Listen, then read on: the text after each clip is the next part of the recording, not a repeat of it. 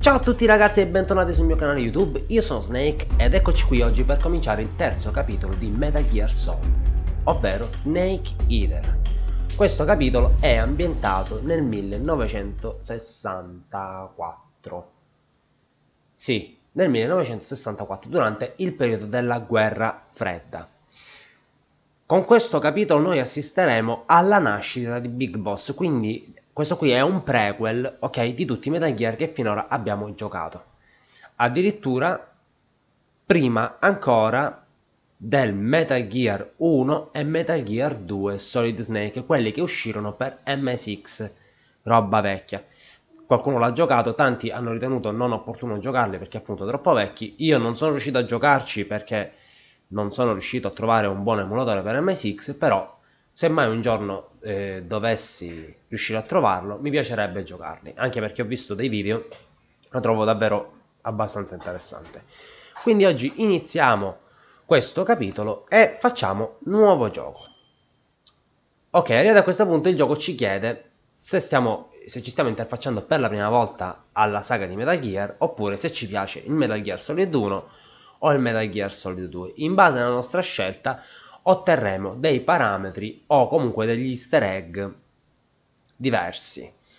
Per esempio, se sceglieremo Metal Gear Solid 1, inizieremo il gioco con un vigore più alto, ok? Con una quantità di vigore più alta. Mentre invece se dovessimo scegliere Metal Gear Solid 2, inizieremo il gioco con la maschera di Raiden, che in questo capitolo scopriremo essere un altro personaggio che ha proprio la stessa faccia, proprio uguale a quel personaggio.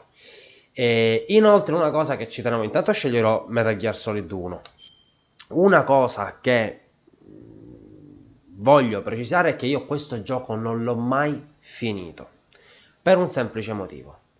L'ho trovato molto difficile in quanto, come ben sapete chi mi segue già da un po', io non sono capace di giocare, è proprio un mio handicap, non sono capace di giocare senza usare il radar, ok?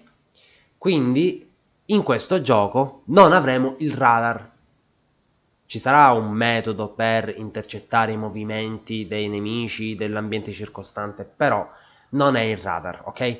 Non avremo la possibilità di vedere il campo visivo dei nemici. Il gioco è veramente molto realistico. Avremo silenziatori che si consumano, quindi dovremo tenere d'occhio non solo il numero di proiettili che abbiamo a disposizione, ma anche la durata del silenziatore. È vero che in giro si troveranno dei silenziatori, però diciamo che è meglio tenerceli buoni perché non ce ne sono tanti, ok? In più avremo il vigore, che è la prima volta in tutti e tre i capitoli che abbiamo giocato sul mio canale, che avremo a che fare con il vigore. Il vigore praticamente è la nostra energia, no?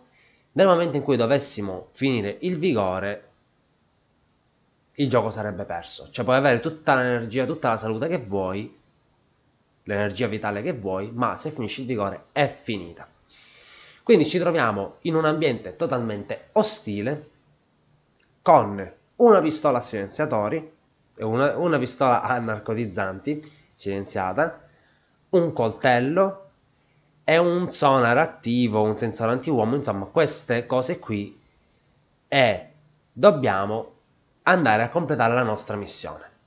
Quindi io lo farò con voi per la prima volta e tenterò di portarlo a termine. Come vi dicevo appunto non l'ho mai completato, questo non vuol dire che io non l'abbia mai giocato. L'ho giocato, sono arrivato a un certo punto, il numero di allerte troppo alto, il numero di razioni utilizzate troppo alto e il numero di accoppamenti troppo alti, ho detto lo mettiamo da parte, un domani riproverò e vediamo come va. Quindi ci sto riprovando insieme a voi. Facciamo normale e partiamo con il filmato.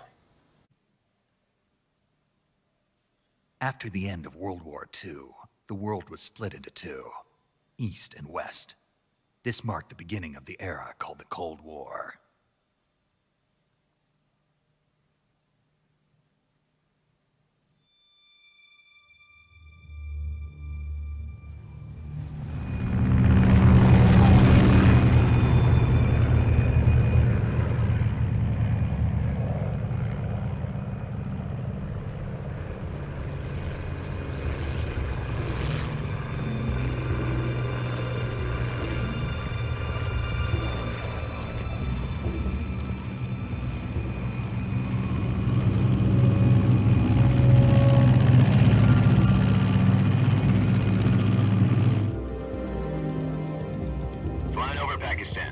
altitude 30,000 feet.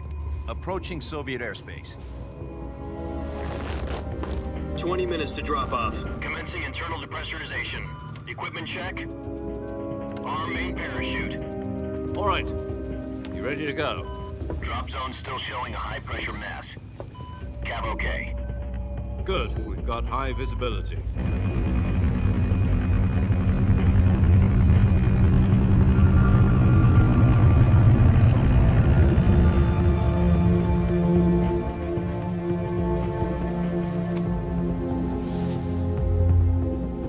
Put out that cigar.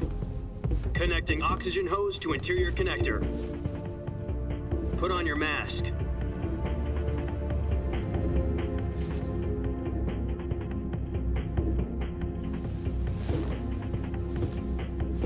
Does this panty waste know what he's doing? Approaching release point. 10 minutes to drop off. Hey, are you deaf? He said put out the cigar and put on your mask.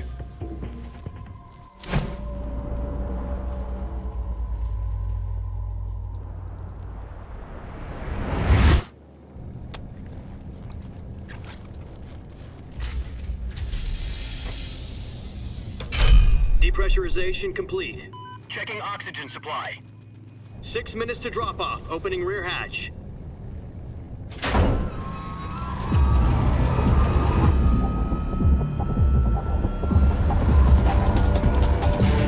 Sunrise.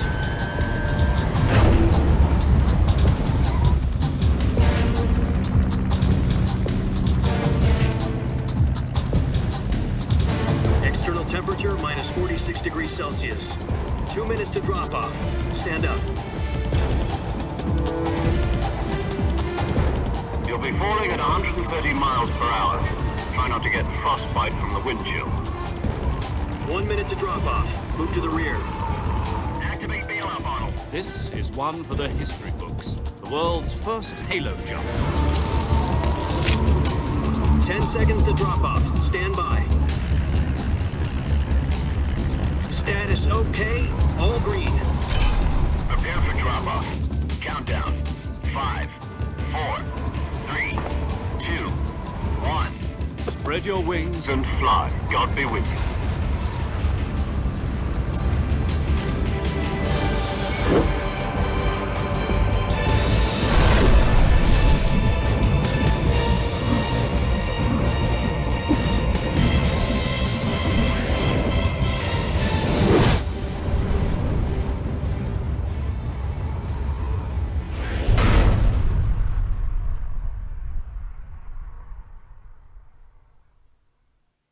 Jack, I've got some important news. The head of the CIA has finally given us the green light for the virtuous mission. Virtual mission? No, the virtuous mission. The future of our Fox unit depends on it. If it succeeds, we'll be officially organized into a unit. Virtuous mission? Sounds like some kind of initiation ritual. You know, don't get cocky. This isn't a training op. Right. So what exactly is this wonderful mission? Well, about 2 years ago, a certain Soviet scientist requested asylum in the West through one of our moles. His name is Nikolai Stepanovich Sokolov. He's head of the OKB 754 Design Bureau, one of the Soviets' top-secret weapon research facilities, and the East's foremost expert on weapons development. Sokolov? Isn't he that famous rocket scientist? The very same. On April the 12th, 1961, the Soviets achieved the first manned spaceflight in history. The Earth was blue, but there was no God. Well spoken. The rocket that carried Yuri Gagarin to orbit was the A-1, known as the Vostok rocket. Sokolov is said to be the man most responsible for the multi-engine cluster used in that rocket. After Gagarin's flight, Sokolov left rocket development to become the head of the newly established Design Bureau. From a lowly technician to head of a design bureau, that's quite a success story, so why do you want to defect? It seems he'd become afraid of his own creations. Afraid? Call it a crisis of conscience. And for that, he left his country and his family behind and went over the fence? Not exactly. One of his conditions was that his family was also to be taken safely to the west. We used a mole to get the family out first and succeeded in sneaking Sokolov over the Berlin Wall shortly afterwards. I was the one who conducted the operation. The security on the eastern side was still full of holes back then. Then what? We got Sokolov over in one piece, but the whole ordeal had left him exhausted, and we checked him into a hospital in West Berlin. It took him 2 weeks and more than 600 miles to get from the research facility in the Soviet Union to Berlin. He was in no condition to say anything coherent. And it was only a week later that we had something much bigger on our hands. The Cuban Missile Crisis. October the 16th, 1962, President Kennedy received word that the Soviets were in the process of deploying intermediate-range ballistic missiles in Cuba. The President demanded that the Soviets dismantle and remove the missiles. At the same time, he announced a naval blockade to prevent further missile shipments from reaching Cuba. But the Soviets didn't back down, instead placing their armed forces on secondary alert. Soviet transport ships carrying missiles continued on course towards Cuba. US and Soviet forces went on alert for an all-out nuclear war. Frantic negotiations were conducted through the UN's Emergency Security Council and unofficial channels to end the hair-trigger standoff. Finally, on October the 28th, the Soviet Union agreed to remove its missiles from Cuba, and so the world avoided a nuclear holocaust. But in order to get the Soviets to pull their missiles out, we had to make a deal. You mean the one where the US agreed to remove its IRBMs from Turkey? No. The Jupiter IRBMs deployed in Turkey were obsolete, and we were going to get rid of them anyway. They had no strategic value whatsoever to either the US or the Russians. The Turkey deal was a ruse, a cover story that was fed to the other intelligence agencies around the world. So what did the Russians really want? Sokolov. They wanted us to return Sokolov. You mean the Soviets pulled out of Cuba just to get their hands on Sokolov? That's right. What the hell was he working on?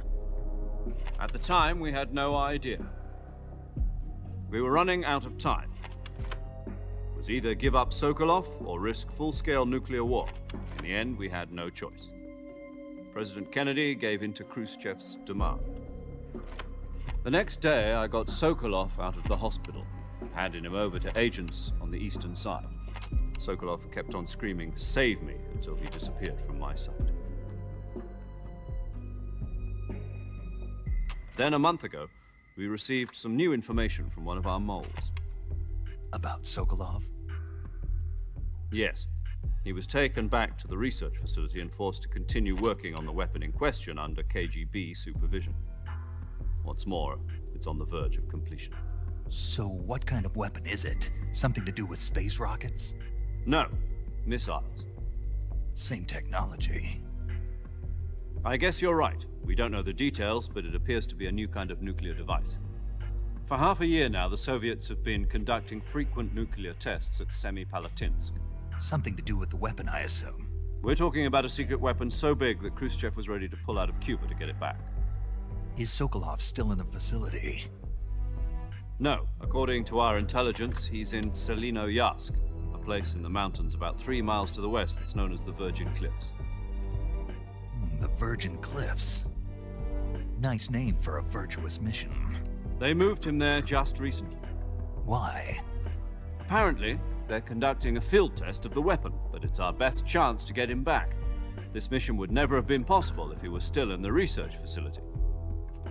This is our last chance. Sokolov must have known that too when he contacted us.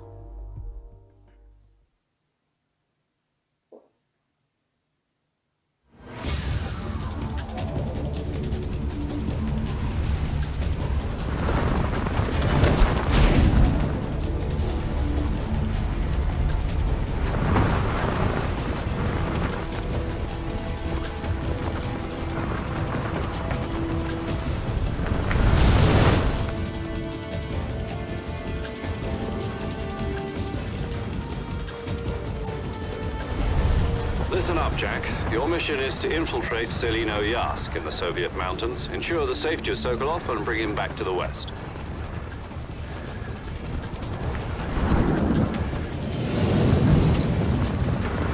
If we don't get Sokolov back before that weapon is complete, we'll be facing a major crisis. The clock is ticking.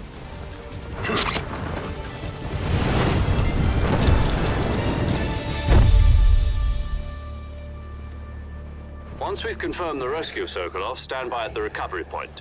A recovery balloon will be dropped at that point. Helium will be pumped into the balloon to inflate it. The process takes about 20 minutes. Once it's complete, the gunship's arm will latch onto the balloon and pull it up. The Fulton surface-to-air recovery system. I'm familiar with the theory. Take it easy. It's been combat-proven. Do you think Sokolov is up to it? The shock will be less than during a parachute jump, and the arm can handle up to 500 pounds. So you're planning on going over the border in a single combat talon? She's equipped with two 6-barrel 20mm Vulcan cannons, as well as two 40mm machine guns. Sounds like she could hold her own against a battalion of tanks. Even with the fuel in the reserve tank, we're facing a 4-hour time limit. If all goes well, it shouldn't take more than a few hours. Home in time for dinner. But if anything goes wrong, you'll be eating dinner, breakfast, and all the rest of your meals in the jungle.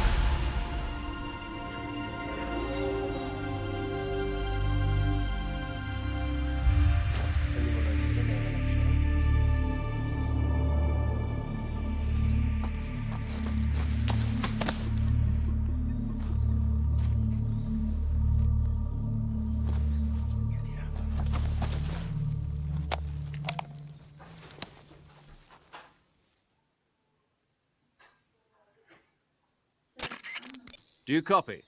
You're already in enemy territory, and somebody might be listening in. From here on out, we'll be using code names to refer to each other. Your code name for this mission will be Naked Snake. I'll be referring to you as Snake from now on. You're not to mention your real name. Snake? What, you don't like snakes? What do you mean? You've eaten one before, haven't you? In survival training? I'm glad to hear that. I don't know if I'd ever order one in a restaurant, but... Be careful, you might not have a choice. What about you, Major?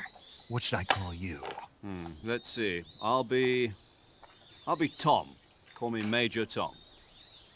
This will be a sneaking mission. You must not be seen by the enemy. You must leave no trace of your presence. Is that clear? This kind of infiltration is the Fox unit's speciality. In other words, weapons and equipment are procured on site. That goes for food as well.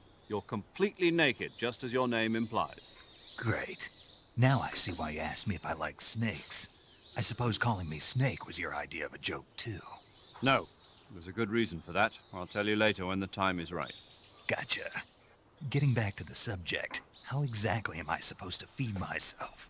You've been issued a knife and a tranquilizer gun. Use them to hunt for food. You'll also find some medical supplies in your backpack. Yeah, about the backpack. I lost it in a tree on the way down. I see. Well, you'd better go back and get it then. You know where it is? No problem. I can see it from here. It's stuck on a branch. To climb a tree, stand in front of a tree that's covered in ivy and press the action button. I'll be monitoring your progress over the radio. We can't risk violating Soviet airspace, but I'll be in the gunship. My frequency is 140.85. I'll give you a call if I need to talk to you. If you need to talk to me, use the send function. Okay, Snake, go get your backpack.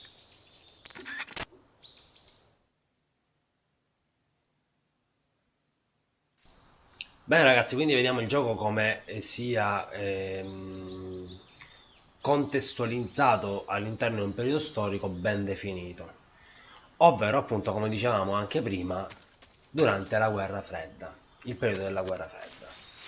E dicevamo appunto come possa essere realistico il gioco, infatti come vedete in alto sotto l'energia vitale abbiamo la stamina o il vigore e quello determinerà la stanchezza di Snake. Per ovviare al problema che ci potremmo ritrovare senza stamina, senza vigore, dovremmo procurarci mangiare sul posto. Come? Ci sono dei piccoli animaletti o degli animali più grossi che possiamo cacciare. Vediamo se riesco a vederne qualcuno. No. Ce ne sono sempre tantissimi, quando li cerco io non ci sono mai. Ok, i funghi, vedete, qui ci sono dei funghi, questi si possono prendere, adesso vi farò vedere come. E qui ci sono anche dei bellissimi serpenti. Occhio, bisogna stare attenti a non farsi mordere perché ci avvelenerebbero. Quindi come primo obiettivo dobbiamo andare a recuperare il nostro zaino che abbiamo perso in fase di atterraggio. Ci andiamo a recuperare il nostro zaino, molto semplice, che si trova su quell'albero. Vedete anche l'ambientazione ragazzi quanto è bella, no? La realisticità, le foglie che si muovono, io mi muovo e sposto le foglie, oppure vedete gli alberi e le farfalle ragazzi, cioè veramente qualcosa di eccezionale, insetti, insomma di tutto e di più. Adesso andiamo a recuperare il nostro zaino e partirà un altro filmato, anzi partirà una conversazione codec.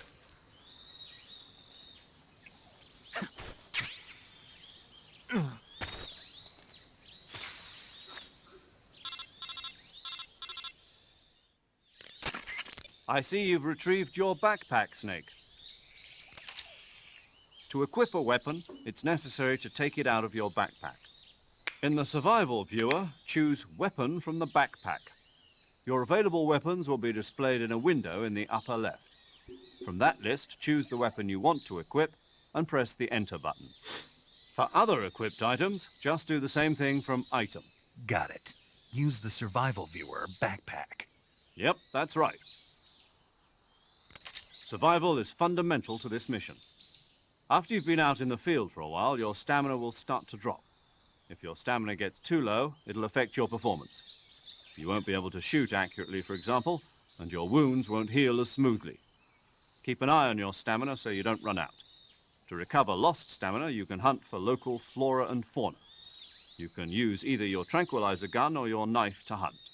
My only weapon is a Mark 22 Hush Puppy tranquilizer gun? That's right. It's been fitted with its own suppressor. However, the suppressor will deteriorate every time you fire. Once its durability reaches 0, the noise suppression effect will be gone. So don't get too trigger-happy with it. The suppressor's durability is shown in the icon. Any weapons and equipment beyond what you're carrying now, you'll have to find as you go. I have to find my own weapons and equipment? Whose crazy idea was this anyway? Solo covert actions are standard Fox operating procedure. You can't leave any traces of your presence. No weapons, equipment, footprints, sweat, or bodily waste. The same goes for bullets and cartridges, too. Your presence in enemy territory is already a violation of international conventions of warfare. There aren't supposed to be any American soldiers in Russia. It could spark an international incident. You can't let anyone see you. You can't let the enemy know you're there. This is a stealth mission. You're a ghost, Snake, in every sense of the word. and there'll be no rescue if you're captured. The military and US government will deny any involvement in the affair. Then I'll just have to take care of myself, huh? I'm afraid so. You've been given a fake death pill for that purpose. SIS guidelines stipulate that soldiers on covert ops like this one be issued a potassium cyanide capsule. Tape it to your body so you can take it when you need to. How generous of you. Use it if you're taken prisoner by the enemy. It'll send you into a state of false death for a short time. Fooling them into thinking that I'm really dead. So how do I come back to life? Just take the revival pill. You mean that thing they put in my tooth before the mission? That's the one. But be careful. If you remain in a state of false death for too long, nothing will be able to bring you back. Remember that. I'll keep it in mind. You said this was a solo mission, right? Right. I guess that means I can't count on any reinforcements. Correct. The mission rests entirely in your hands. A real one-man army. Relax. There's a support team ready to back you up over the radio. Who? I'll introduce them to you. This time, survival is of utmost importance. The first member of the support team will be in charge of monitoring your physical condition, acting as a medic, so to speak, as well as recording your mission data. She's a member of Fox as well, and she's here on the gunship with me. She? Hello, Snake. I'm paramedic. Nice to meet you. Paramedic. As in a medic who comes in by parachute. Aren't you going to tell me your real name? Are you going to tell me yours, Mr. Snape? My name, huh? It's John Doe. And they call you Jack for short. You're a regular Captain Nemo. A name means nothing on the battlefield. After a week, no one has a name. What's your name? Jane Doe. Very funny. I wasn't joking, but I'll tell you my name only if you manage to make it back alive. My frequency is 145.73. She's also in charge of recording your mission data.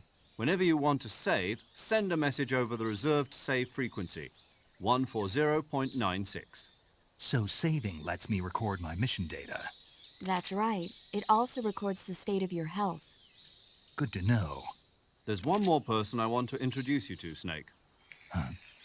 Speaking of snakes, you remember the boss, don't you? A legendary soldier and your mentor. Actually, it was the boss that got the DCI's authorization in the first place. She's going to be serving as Fox's mission advisor. The boss is? She also helped me plan this mission. She and I were at SAS together. Jack, is that you? How many years has it been? Boss? That's right. It's me. Talk to me. Let me hear your voice. It's been 5 years, 72 days, and 18 hours. You've lost weight. You can tell just by the sound of my voice. Of course I can. I know all about you. Really? Well, I don't know anything about you. What's that supposed to mean? Why'd you disappear on me all of a sudden? I was on a top-secret mission. You didn't need me anymore. But there were still so many things I wanted you to teach me. No, I taught you everything you needed to know about fighting techniques. I taught you all I could. The rest you needed to learn on your own. Techniques, sure. But what about how to think like a soldier? How to think like a soldier? I can't teach you that. A soldier needs to be strong in spirit, body, and technique. And the only thing you can learn from someone else is technique. In fact, technique doesn't even matter.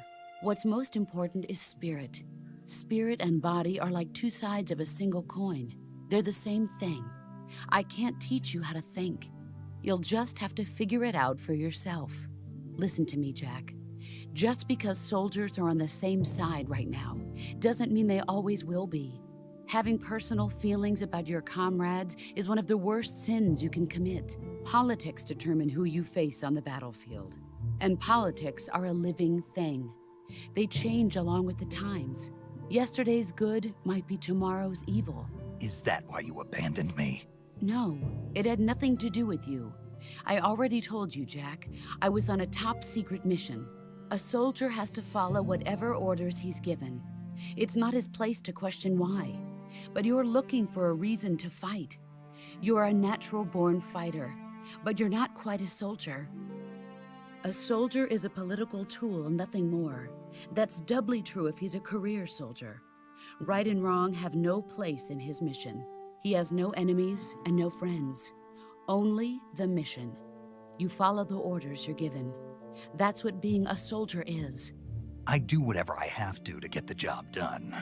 I don't think about politics. That's not the same thing. Sooner or later, your conscience is going to bother you. In the end, you have to choose whether you're going to live as a soldier or just another man with a gun. There's a saying in the Orient, loyalty to the end. Do you know what it means? Being patriotic. It means devoting yourself to your country. I follow the president and the top brass. I'm ready to die for them if necessary. The president and the top brass won't be there forever. Once their terms are up, others will take their place. I follow the will of the leader, no matter who's in charge. People aren't the ones who dictate the missions. Then who does? The times. People's values change over time, and so do the leaders of a country. So there's no such thing as an enemy in absolute terms. The enemies we fight are only enemies in relative terms, constantly changing with the times.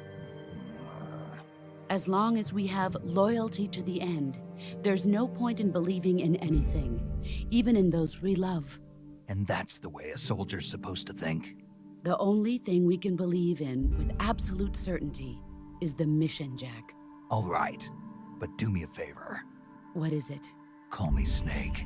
Snake. Oh, right. Your code name is Snake. It suits you well. That's right. The legendary unit that the boss put together during World War II was a snake. The Cobra unit, a group of heroes that brought the war to an end and saved the world. As long as you've got a legendary hero backing you up, you'll be fine. Isn't that right, Snake? Yeah, I can't think of anyone else I'd rather have with me. Oh, and one more thing, boss. Yes? It's good to hear your voice again. Same here. After all, who knows if either of us will make it out alive? Snake, you are always best at urban warfare and infiltrating buildings. But this is the jungle. Survival is going to be key. Those CQC techniques I taught you are sure to come in handy. CQC? Close quarters combat, huh? I've been in the Green Berets for the past few years. I'm probably pretty rusty. Not to worry. I'll be here to help you remember. After all, this is your first actual survival mission. I'll be supporting you over the radio. Where are you, boss? Next to the Major? The boss is communicating with us by radio from aboard a Permit-class submarine in the Arctic Ocean. My frequency is 141.80. Call me if you need my advice on battle techniques. Gotcha. Your mission is to retrieve Dr. Sokolov. Dr. Sokolov is being held in an abandoned factory located to the north of your current position. Avoid heavy combat and don't let anyone see you. Don't forget that this is a stealth mission.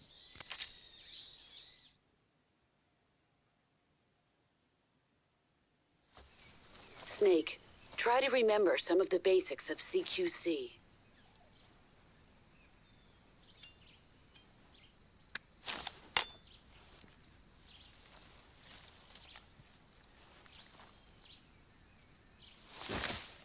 Commencing virtuous mission now.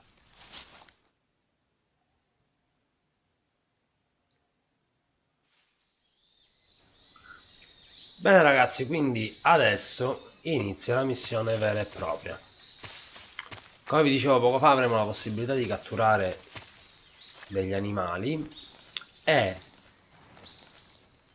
vista e data anche la realisticità del gioco, è importante consumarli quanto prima possibile, perché se li catturiamo morti, purtroppo dopo un po' di tempo andranno a male. Quindi abbiamo la possibilità di catturarne anche vivi,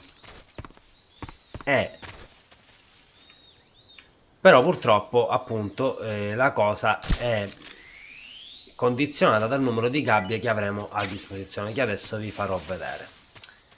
Le gabbie che abbiamo a disposizione all'inizio sono 3, quindi potremo catturare un numero di animali vivi non superiore a 3. E mannaggia. Ok, ora vi farò vedere anche nell'inventario. Io mi catturo questi 3 animali che sono abbastanza sufficienti, diciamo, per recuperare il nostro vigore.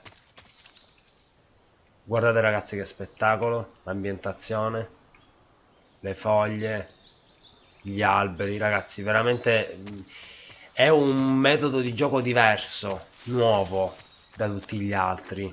È come se fosse una specie di open world, anche se in realtà poi i percorsi sono quelli che, cioè, sono limitati, però comunque abbiamo a che fare con un ambiente aperto, non siamo all'interno di edifici come eravamo in Metal Gear Solid 1 o in Metal Gear Solid 2. Ok, ci catturiamo l'ultimo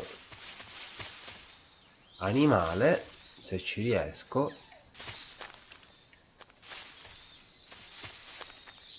E poi faccio vedere il menu, l'inventario.